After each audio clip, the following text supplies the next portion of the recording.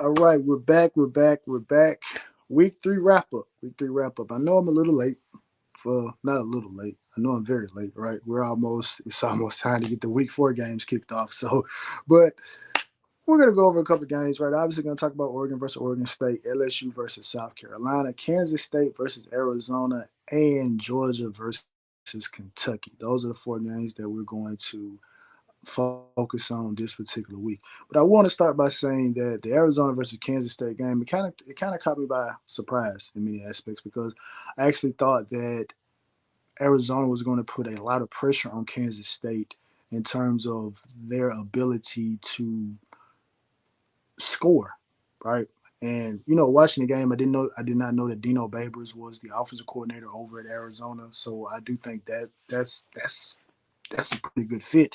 But as the game went on, and you just watched how Kansas State was able to just dominate the time of possession, and essentially after that first drive, Arizona really didn't have too much left. I mean, they looked well in certain spots, but we'll get to that, right? But we're gonna start with Oregon versus Oregon State, right? Obviously, my Syracuse didn't play this particular week, but they're gonna be back. So I probably I did say I was probably gonna do a preview of it, but I probably won't.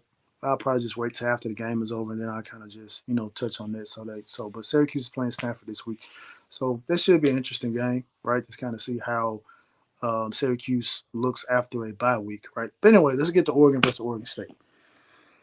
I know I've been catching it.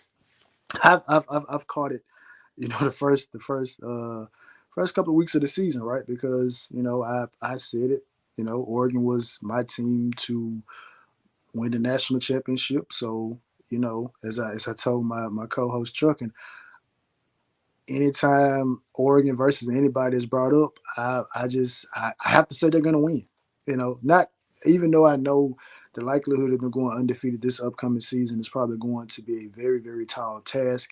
And just expected for a team to go undefeated anyway is asking for a lot, right? Especially with the current landscape of college football right now. Because obviously, like the Georgia versus Kentucky game, going into that game, probably no one would have thought that Kentucky stood a chance, but the final score was 13-12, right? So you just don't know. But anyway, with that being said, Oregon like a top five team to me. They finally played like they were supposed to play, right? They finally played like they were supposed to play. Offensively, Dylan Gabriel looked a lot better. Offensive line looked better. I know there was a concern that some individuals had about, you know, the pressure that they were giving up and how it was making Dylan Gabriel, it didn't look Bo Nix Oregon, right? It didn't look Dan Lanning Oregon. And when I say Dan Lanning Oregon, I'm talking about what most people in college football as well as Oregon fans had grown accustomed to the first 2 years under Bo Nix and under Dan Lanning. But I'm not yesterday, but Saturday's game, it looked good, right? Against obviously um, the rival Oregon State Beavers, and they just took care of business, man. They went out there, they ran the football. So I guess Dan Lanning's telling me to shut up. You know what I mean? We if we want to go out there and be like Georgia and run the ball, we'll go ahead and do that, and then we'll turn around and we'll get we'll get 100-yard receiver, right? So that's what we'll do, right? So, but I like the balance that they showed. You know what I mean? And I do think that they needed a game like this because I said I thought they were playing Ohio State this week, but they're not playing Ohio State this week. They got two more games, and then they play Ohio State. So it is going to be imperative for them to kind of get their act together to kind of look a lot better. Because again, like I said, I got them winning the national title, and I got them winning the Big Ten over a Ohio State team. Right now, whether or not they're able to beat Ohio State twice, we'll see how that goes. Right, but again, that may change because my Hurricanes are they're looking good, man. Looking good, man. I'm looking good. I'm almost at that point to say. Matter of fact, I did tell somebody. I told somebody. I said, anybody ask me, is the U back? I'm gonna say, yeah, it's back. It is. So if any, so people can say, or you're being foolish or whatever the situation is, hey, you ask me, it's back. Until proven otherwise, it's back, right? But like I said, I enjoy watching the game. Again, I wasn't able to watch the game live. I had to watch it in this version, which in many aspects I don't. I like it because it's convenient, because you can get the biggest plays of the game and some of the not so big plays in like a 20 24 minute, format. But then you kind of sometimes you want to see the entire game because there may be some plays that you missed that they don't put on there that maybe could have maybe tilted the game, in a different way. It just kind of happens that way. But kudos to the Oregon defense, right? And that's one thing that I know Dan Lanning and Tosh Lapoy wanted to get, want to make a standard at Oregon, because obviously Dan Lanning, what he was able to do under the tutelage of Kirby Smart for the University of Georgia defense those 2 years that they won those back-to-back national championships was just great defense, legendary, defense in many modern day, great defense. Um, you don't get much better than this. In the second half, Oregon State did not score in the second half, and this is what Oregon State did in the second half. They were completely shut out. 3 punts and 2 turnover on downs. What more can you ask for? I mean, you can't ask for anything more than that. And I felt like that Oregon played like a top five team Saturday. And these are the type of performances that they need to string together. These are the type of consistent performances that they need to string together. From an offensive standpoint, it looked like the identity crisis that I said it looked like they had. It like it went away, right? It looks like, hey, look, we're gonna do what we want to do. We're gonna based on opponent.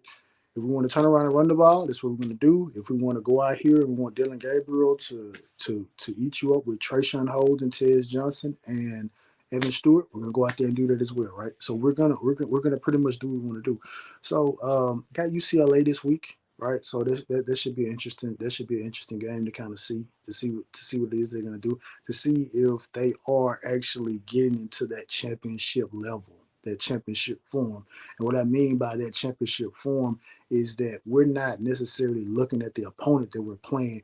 We're looking to try to have our current play look better than how we looked the previous week. And by all accounts, Oregon was able to do that this week. Obviously, we understand what transpired with Boise State and, Gentry and everything that they were able to do, and even the Idaho game, So, but this particular game, they looked a lot better. And you could say that Oregon State probably not make maybe not a better team than Boise State, but obviously a better team than Idaho is, right? So they did look better. So kudos to the coaching staff and kudos to the players, right? Because the players are the ones that actually have to go out there and do what it is that they need to do, right?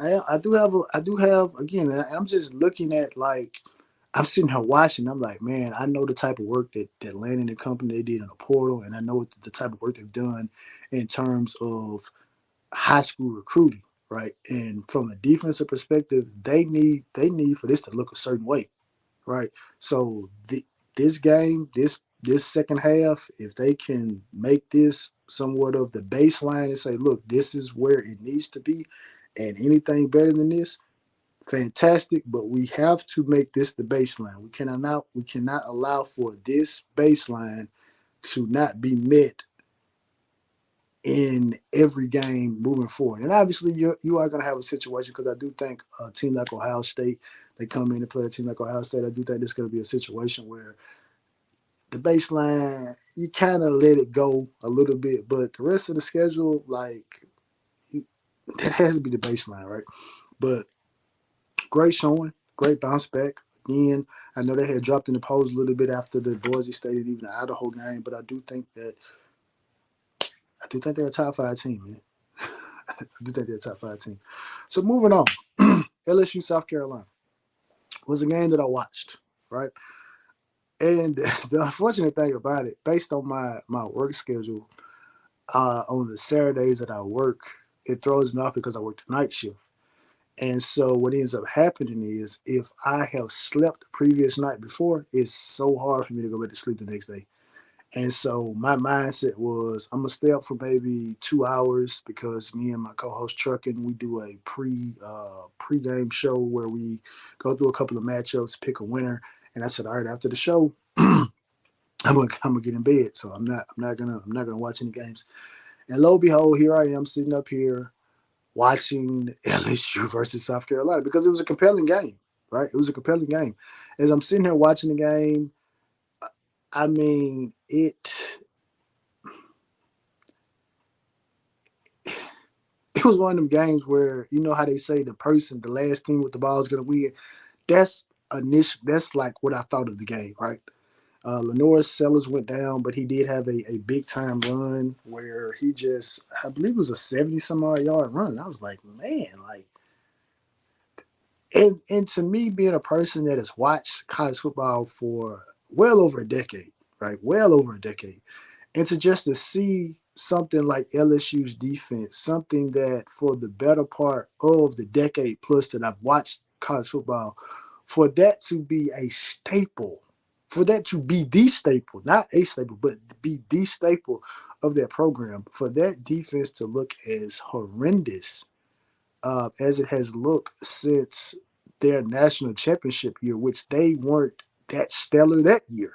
They just happened to be playing with a super, super high powered offense, and all they needed to do was maybe get a turnover on downs here, or a turnover there, and no one's gonna think about what they did. But I still remember the LSU versus Texas game where like it accounted for over 1,000 yards of total offense, and we're talking about a Texas offense at that time that is nothing like the Texas offense that they have right now.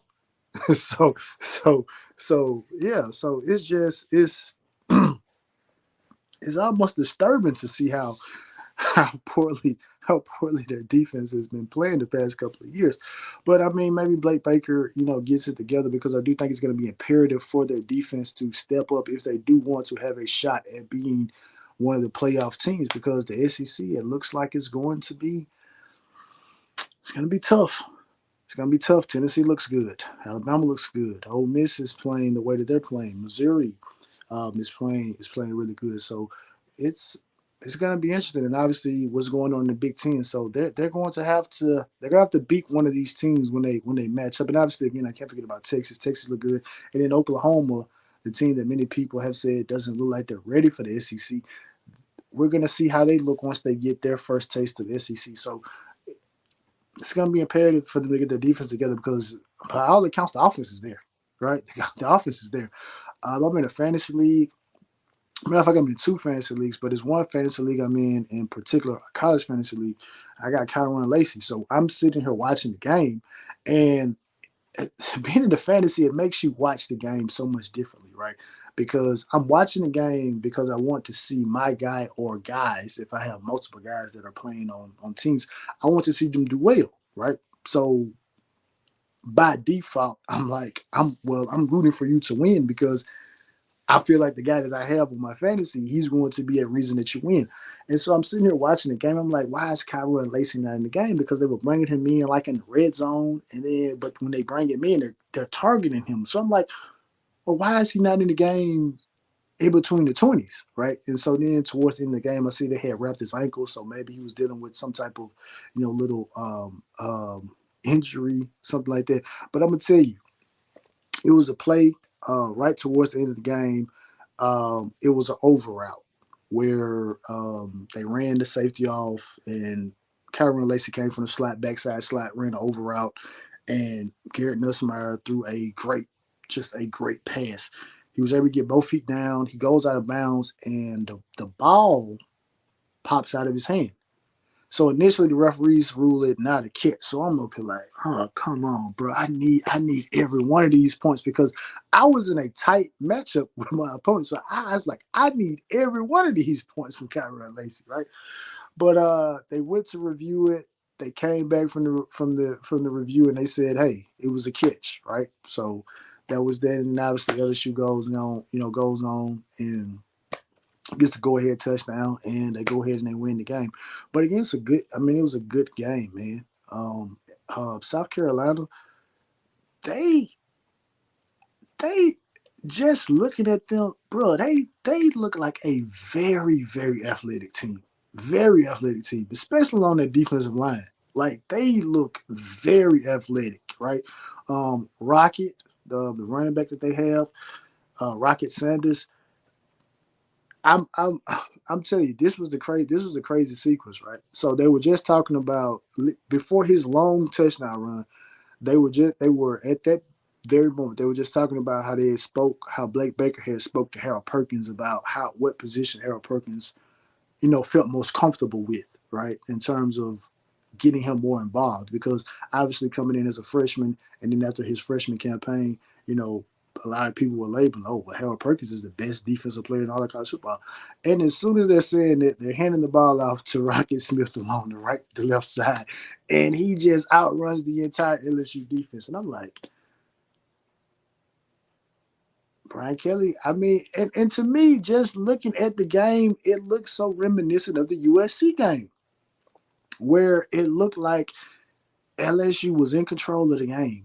And then all of a sudden, something happens and they're no longer in control of the game, and boom, they lose the game, right?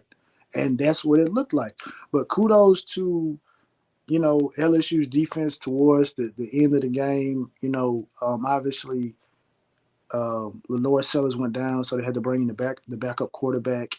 And I know they were talking about his limitations as a passer, and you can kind of see there was some of the play calling that they did have, but he was still an effective runner, and obviously Rocket was an effective runner as well. But I don't necessarily know had Lenore Sellers still been in the game at that moment, would LSU have been able to pull it off? Who knows? But it is what it is. They were able to get the victory, a road victory at that. So that always goes with it, and they need that, right? South Carolina was 2-0 at the time, and I do think South Carolina moving forward is going to be an interesting matchup for the rest of the teams that they play, because they got some talent over there. Shane Beamer has done an interesting job over there, right? To get some talent over there. Obviously, Dylan Stewart, Lador Sellers is interesting. Rocket Sanders over there, and a host of other guys they have over there. So that's interesting. So I may be checking out a couple more South Carolina games, moving forward, just based on that performance that I saw. But anyway, moving on. Arizona versus Kansas State. Now, again, like I said at the onset of this show, I felt like Arizona had everything to win this game. You got Fafita, you got T Mac, you got a nice, run game, and you're not going to allow for a team that has a quarterback that is more dangerous as a runner than a passer to beat you. That was my thinking, right? Now, obviously, again, going back to my fantasy, I got DJ Giddens on my team, right? So I'm like, I mean, if they win, they win, cool. But I need to see Giddens. I need some points. You know what I'm saying? I need some points, right? But after those first two drives by both teams, you could see it that Kansas State was just the better prepared team. They looked a lot more confident. They looked a lot more concise in what they were, in what they were doing, right? Avery Johnson on those, quarterback keepers and stuff like that. And that's again, that is very, very hard to defend, really. Because DJ Giddens is one of the best running backs in all of college football. He's not a slouch. They're blocking very well up front. And then you got Avery Johnson, who in his own right may be the best running quarterback in all of college football, right? Not slow, not the biggest guy, but does have the ability to make some things happen. And they just ran off on Arizona and really put Arizona in a precarious situation, to where it's like, all right, we know you have to throw the ball, we know who you want to get the ball to, so we're going to make sure that the coverage is rolled to him accordingly. We took your run away, and now we're in a position that we have the upper hand. Excuse me. We have the upper hand in many aspects because we're a running team. So with us being that running team, that means that we're going to negate the amount of times that you actually get to touch the ball, right? And so that game plan played out, very well. There's some people who have Kansas State being the team that wins the Big 12, and if they're able to go out there and have those type of performances, because there are some teams, obviously like a Colorado comes to mind, a team that is more pass oriented than they are run oriented, right? So if they're able to match up against teams like that, if they're able to pull it out, like that, then it's gonna be interesting. I know Utah's gonna be a tough out. Oklahoma State is not going anywhere. So the Big 12 again to me sets up to be one of the most intriguing conferences this year, because when you think about the playoff standing, you kind of look at it from the aspect of, well, the Big Ten, not the Big Ten, but the SEC and the Big Ten. In many aspects, like, all right, well, they should have three teams apiece, just simply because of that. But then when you look at what's going on in the Big 12, like, they're playing some very good football over there, right? So, and that's the thing about it, kind of looking at all the Power Four conferences. Um, each conference, man, still looks like they have about three or four teams that all have legitimate shots at the playoffs. And then obviously the G5 will get figured out the way it gets figured out. Memphis getting a big win against Florida State, even though, I mean, I don't really know how you gauge that now. Like, Florida State looks terrible. It looks terrible. But that's gonna be interesting. But it's gonna be interesting. But again, like I said, it's gonna be interesting to see how the Big 12 goes, right? It's gonna be very, very interesting because it's not like the Big 12 of old, where it was like, well, it's just a one horse show. It's just Oklahoma and Texas on occasion, right? Like, it's legitimately some good teams out there. Anyway, so we get to our last game.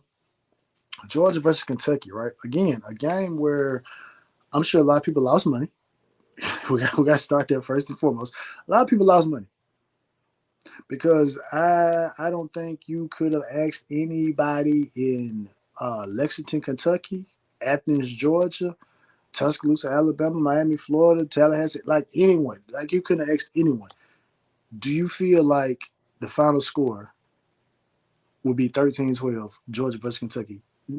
Nobody would have said, yeah, I can see that. Yeah, I can see a situation where there's only one touchdown accounted for either team, because Carson Beck had kind of gone on a nice little stretch of games early in the season, right? Obviously, again, all this stuff is early, so you got to put everything into context. But for over the first couple of games of the season, he's looked like one of the better quarterbacks in college football.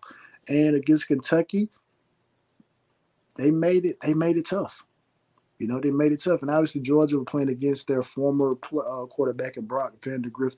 And Stoops is, I mean, he's done he's done as well of a job at Kentucky as you could ask, based on what Kentucky is, which is more so their focus is kind of on basketball. That's the forefront of what they are from an athletic perception standpoint. But Stoops has been able to do a good job over there with the football team, right? Was able to end the losing drought that they had against the University of Florida some years back, right? Um, I believe to put together maybe one or two 10+ win seasons. So we'll kind of see. Now, I don't think, I'm not going to necessarily say that them playing against Georgia is an indication that, Kentucky has a outside chance of being one of the SEC teams that makes it to the playoffs. I'm not going to say that, because this year has been weird, right? It's been more weird than usual, right? And when I say weird, I'm speaking from the terms of there's no gimmies, right? Like, you just assume, like, okay, well, this, all right, well, we know what's gonna happen in this game, but then, like, it doesn't happen, and it's like, right? And so I think there's going to be, I think this most, to me personally, excuse me again, I think that's going to play out as more as the season goes on, because some of these teams that have had the ability over the past couple of years to have all of this massive depth to continue to roll in and out of the game because they've been able to hoard talent on the rosters. I think with that kind of going away, in terms of teams basically really having to really stick to their on offense, maybe their top 15, 16 guys, and then defensively kind of the same thing, 15, 16 guys on defense. Whereas in certain instances, it was like, all right, well, it's 44 guys. We can roll in 44 guys on both sides of the ball. But now, it's going to be that. So I think this is going to be more interesting as the season goes on, right? We've seen the upsets. Obviously, NIU versus Notre Dame comes to mind. Boston, not Boston College, but Boise State held Oregon, on the ropes. You know what I mean? So I think it's going to be more prevalent as the season goes on. But I mean, a good hard fought game. You know what I mean? Probably what many would consider. Well, this is a good old fashioned SEC ball right here. Not a lot of offense, but a heck of a lot of defense, right? So I don't know. So I don't know what you necessarily take away from that. Do you take away that the defenses were that good that they prevented either team from scoring 20 or more points, or 15 or more, much less 20, 15 or more. You know what I mean? Or you just saying, bro, it's just some stank offense out here. But I think a team like Georgia, they do need a game like that, right? They need a game like that because I think many in their fan base, as well as probably behind closed doors, right? Obviously, the coaches, they're human too, even though they try to act as robotic as possible. Like they have no emotions, like they have no feeling, like, oh, well, I don't know what's going on outside of these four walls. Like, okay, typical coach speak. But all in all, I feel like they are on, like, hey, this is a revenge tour, right? This is a revenge tour. But it does call into question, is this Georgia team as talented as the team from last year? And are they as talented as the two teams that won back-to-back national championships? And is their advantage that they had over the past couple of years in reference to the rest of the SEC, is that advantage still at that same point that it is, right? And so we're gonna see, right? We're gonna see. I know, again, like I say, some people probably try to make more out of the Georgia Kentucky game than needs to be made, but all in all, to me, man, it was just, I mean, you just gotta get ready for it, man. And I know there are a lot of people who are just now, you know, introducing themselves to the college football game, and they have been told by some friends or family that are big time college football fans that, hey, look, this game right here, okay, well, yeah, this team's gonna win because this, and this, so this, right? And then all of a sudden it comes out, well, they didn't win. What happened? They don't have an answer, right? But like I said, man, this is the most excitement I've had for a college football season in years. Simply because talent is spread out more over the general landscape now. The coaches who have been the X's and O's guys for the longest period of time, they now have some of that talent on their team, and they're able to do something. And no one of those teams that I look at is like, again, an Arkansas team, right, where you have a good quarterback in Traylon Green, Jackson. Just what he's been able to do the past couple of games, just masterful. And they had a rough game against UAB. I was kind of sitting there watching it because I got Traylon Green as my quarterback, and I'm like, bro, what are y'all doing? This is UAB, right? Because I'm looking at the logo, but then I'm like, man, it's not that, man. The teams have to go out here and show the other team that we're better than you, right? No one, to me right now, no team that's deemed to be inferior is going into a game against what is perceived to be a superior team and feeling like that they have to take a back seat, right? With that being said, man, I'm out. Saturday's right around the corner, so a good week of games. Probably not as strong a week of games as we've seen, the first 2 weeks of the season, but there's still gonna be some pretty good games. So there'll be a couple games that I'm watching. I obviously gotta watch the Miami USF game. Syracuse playing Stanford, and obviously Michigan State is playing Boston College. So I think all three of those games, they're going to be interesting to me because I have a vested interest in all three of those teams, right? So with that being, and obviously Oregon, they're playing UCLA. So depending on And are they playing on regular TV? Because I know like they were on Peacock and stuff like that. So I mean, I don't know, but I do want to actually watch them play live. So, but with that being said, man, I'm out. And man, college football is great. Peace.